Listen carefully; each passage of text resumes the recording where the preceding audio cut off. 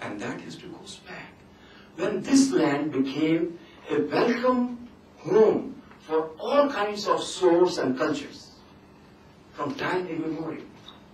And that influx of different cultures and different souls made the seers say, Ano bhadraha kratavoyantu vishwataha. What else is the way? Ekam sat vipra bandha vadanti. What is the way otherwise? If you are dealing with so many other souls, how do you intellectually deal with that? How do you do that? So Chaitanya had a footing, but he had the courage.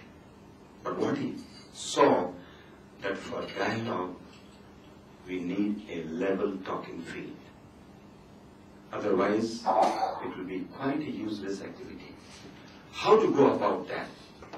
He worked hard. He prepared well. And in my opinion, he was one of the most powerful and most smart politicians 16th century India has ever seen. And I stand with that statement. Politician. Not a Christian lunatic mistake. Politician. In the real sense. He created a team. He took 6 years in the country and he created a team of 6 Goswamis, his successors, for the resurrection of Vrindavan and Krishna from nothing, practically. Out of which 3 were Muslim. 3 were Muslim. Sakar Malik, Kabir Khas and Anupam Malik, who are known as Sanatan Goswami, Rupa Goswami and Jeev Goswami. Later on. Rest of the 3, one is a Shudra, but he has a qualification. He is a filthy rich man.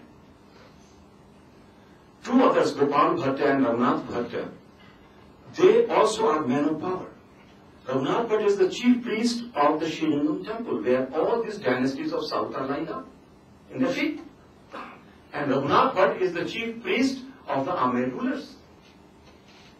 Very carefully selecting these 6 Goswamis and sending them, putting them into Vrindavan. But what are these 6? They are scholars of top rate.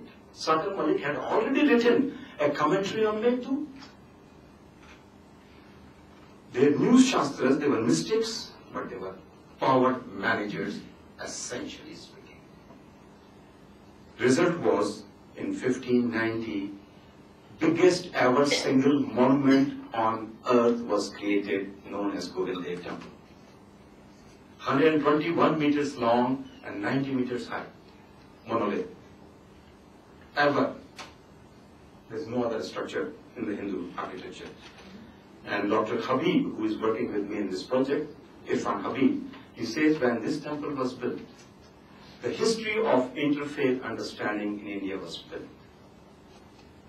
One single monument dictating the political and other processes.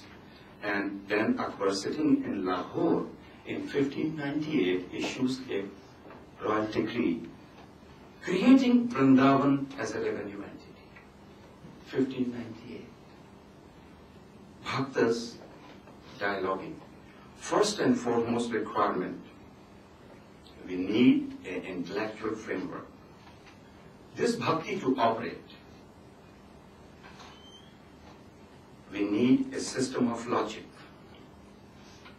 Indian mind, Vedanta, has been obsessed with that category. Is it Bheda? Because what we perceive in phenomena is Bheda.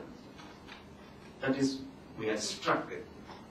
But Bheda presupposes an underlying identity. If there is no non-difference, then we cannot even say it will be a solipsism and monadic existence. So, Bheda and Abheda, they are mutually begging each other. So, thinkers like Nagarjuna, they say, Chatushkoti Vilamukha. Then we cannot apply any category to the reality, because they are all very partial manifestation of the real. But in political terms here, and in the terms of practicality, Bheda will be a divorce of all these elements working together, which cannot make the world survive. Or other way, if it is a total abheda, then it will be a kind of very choking embrace. The different colors in the garden will be lost, and it will be very monotonous. So what happens? That the fact of experience remains that difference in non-difference, bheda bheda, where these different facets can dance with each other. That logic is required.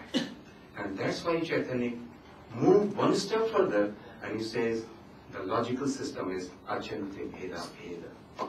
How the difference and non-difference are together, that is little fuzzy. For whom?